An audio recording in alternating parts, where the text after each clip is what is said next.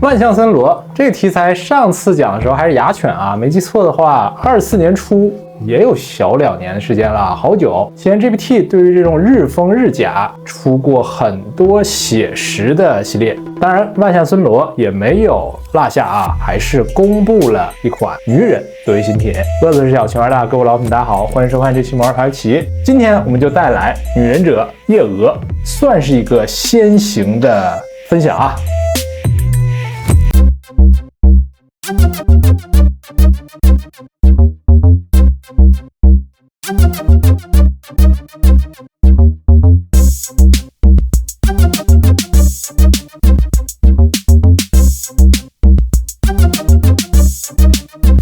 我这坐着是不是有点怪？给它站起来吧。哎呦，感觉它柔韧度好好呀。产品整个看上去啊，你让它站起来，这个身材身姿上就是按照那种15、16岁的小姑娘的形象去设计的啊。体态我个人觉得还是蛮不错的。浑身的甲胄呢，也像雅犬一样，根据现实中有的忍者日风日甲进行了参考啊。当然，整个设计呢还是围绕这种偏黑暗风格的，有点像只狼的幻想题材。我特别喜欢的几个设计啊，一个呢是它上身这里有一个像是网状的结构啊，它很好的把上方这个帽子下方的龙首进行了一个过渡，呈网格状啊，一点点顺下来渐变过来。鞋子部分其实之前雅犬呢是一双铁鞋啊，这次呢兼顾到它的可动，前脚趾是可以蹬起来的，用了一个袜子的造型，布料本身的色彩是我非常喜欢的。然后全身我觉得最亮眼的还是它这个帽子啊，或者这个兜帽这个部分，一整片的锁甲加上前方的护额，这个柔软度超级好啊，非常的软，而且因为用了金属，垂感也特别好，搭在头上就能营造出一种忍者的那个神秘感，主打的一个造型。后背这里我觉得是一个不错的设计，因为以前万相森罗的产品也都会有丰富的武器配件，但是在搭配的时候或者说收纳的时候挺麻烦的啊。这次的话，它2把主武器就直接和后面这个架子连接好了啊。这2把武器的设计也是非常有趣的啊，从上往下分别是镰刀头、短刃、鞘的部分，下面锁链和钩爪连通到一起的一个很复杂的武器。抽取的时候不难啊，你把这个锁链稍稍向上抻一抻，直接往上一拽就可以了啊。刀柄上呢能看到就是这种朽木的造型，也和万相森罗一贯的设计是相似的。前方金属的刃部，后面钩连破破烂烂的啊，锈迹斑斑的烂铁啊。有一个好玩的地方啊，你把这个拨起来，这个镰刀头是可以专门拿下来的，当做一个锁链去使用啊，就是甩出去对，可以当做一个远距离武器。下边呢就是一个短刃，反正是一个组合形式啊，蛮有趣。底端呢配合这个钩爪也是很有忍者的特色啊，像是翻墙啊或者攀登时候的一种使用。除此以外呢，还有2把石手，也全是金属结构啊，也是搭配它整个人形或者身材做了一个细长的偏小一点的设计。另外手型也有单独的搭配，勾在这个手指间，平时收纳上也可以直接插在大腿的外侧。另外也有2枚小小的烟雾弹啊，这个造型刻画的蛮好，它做出了那种像纸包裹的那种油纸的效果，上面还印有一个烟字。最大的配件或者配置莫过于后面这个能展开的滑翔翼啊，整体呢就类似于昆虫的翅膀啊，当然它本身就叫夜蛾嘛，好多昆虫的元素。搭配上呢非常简单，利用上方磁吸吸在顶上就可以了。这样一吸啊，你看它很像一个大虫子啊，就是那种造型。而且这个翅膀有一个蛮有趣的地方，它可以这样伸展开来，向两边一扒，因为本身的身材比较小，肯定体重上比较轻嘛。我觉得设计上呢，它是一个从高空飞下去，然后偷袭的那种角色，特殊特种一点造型。这个颜色的调整很像虫子啊，骨骼骨架上也是仿照那种虫翼的展开，一共4片，上面也能看到像是绳子勒住捆住的一个造型啊，感觉手工感还是挺强的。搭配好之后，结合这2个勾连，这边看简直就是蛾子。我猜测是他想蛾子的模拟，对蛾子那2根触须的一个效果啊，这个很像虫子。包括它前胸带了一个像是茧蛹啊、蚕蛹那样一个东西啊，这个看似是一个茧啊，但实际呢还是一个口哨，模拟什么声响一样，或者召唤同伴的一个东西，精度也是比较高的。就夜间执行那种见不得人的事情的这种角色嘛，忍者嘛，可不仅仅是偷东西啊，我命啊！肯定是取人性命的。你看他这张脸就很凶狠的那种啊，一个黑皮的妹子，然后黑皮确实很辣，黑皮确实很辣。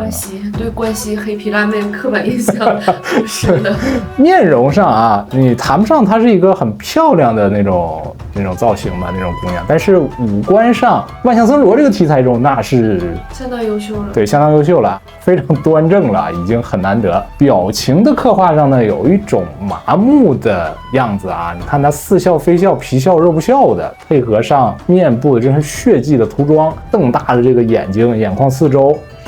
对，杀疯了啊！造型上是比较极端的，带了很多风格化那种吧。当然，你作为万象森罗，我个人是觉得不适合有一个像之前绝情刀那种很柔美的、很漂亮的那种脸啊。当然，有一点呢，这颗头因为采用了一个半直发啊，所以说你摘掉兜帽的时候一定要注意打理，尽量让它有一个垂感。后面呢也要插上一个小辫子啊，这个发带一定要扎好，因为很有这个忍者的特征嘛。但是也因为用了一个半直发，对着光源的话会有不同的一个反射。当然，这款产品目前还处于一个预定的阶段，我个人希望后续能不能把这个在涂装上找补一下啊，尽量让2种不同材质看上去差别更小一些。反正如果说你是倾向于长期戴这个兜帽的话啊，你可以把头巾直接扎在外面，也会有一个比较好的效果啊。但是万象森罗一直围绕的都是这个面具这个题材啊，这款也不例外，配有一个比较恐怖的造型，简直是索命鬼。正面去看的话，它也像是一个展开的飞蛾，从质感上还有这些线条的表现都很接近于那个蛹的表面啊。我觉得戴上之后就是完全不同的一个样貌了啊，猎奇的感觉会更多一些。前面所讲到的都是万象森罗这个系列比较常规的一些设计啊，想法呀、思路上还有一些铠甲的体现。那这款除了前面说的以外，还有一个就是它素体的可动部分。一直以来我讲1:6产品，大家也能发现啊，几乎是不太去提及可动的，因为我觉得这可动对于1:6来说是一个功能性的、附属性的，搭配一些武器的握持啊，或者身体结构、站姿的调整，让它有一个更自然的展现。就是再动也就那么回事。对，再动也那么回事啊。但是这款因为单独做了一个超可动的素体啊，超可动有点夸张了啊，就是可动超好的一个素体啊，所以说可动部分对于这款反而成了一个比较大的卖点。这边也直接拿这个素体可以跟大家掰一掰，做一些展示啊。然后像它2条手臂呢，即便你穿了这个比较厚的甲和衣服，通过掰动也可以让它实现在腰部有一个很好的贴合感。然后下身部分，尤其是腿部啊，做的设计比较多的啊，在大腿的根部又设计了一个向上的关节，所以说可以直接做出一个近于180度的高抬腿，很夸张啊，很夸张。突然一抬脚，踢人下巴壳的那种武术的感觉。对啊，就是原地，他面对面站，你要突然脚抬起来。它也是真正能够实现把胸腹部贴到膝盖上的，做出一种抱膝的、有点自闭的、委屈哭泣的那种造型啊。当然，对于他来讲像是装的，有种感觉啊。妹妹你怎么了？包括前面的脚趾也有一段可动，所以做出一些蹲姿啊、蹬地啊、脚背放平拉直的这种造型也都是可以的。可以说吧，能够媲美很多1:12的，我觉得在1:6的可动中就是拔尖的了啊。这关节的话也能看出来啊，是用了金属，但是它那个宣传是304不锈钢，所以紧实程度这个承重能力上来讲还是不错的。配合脚底的磁吸做一些单腿站立，当然是短时间的都可以实现啊。虽然说它身上这些零零碎碎啊，这些甲呀钩子很多，不能说这种爽玩畅玩啊，但是摆一些很大幅度的动作能够实现的，而且很自然。后续的话，我觉得这个东西可以单独卖啊。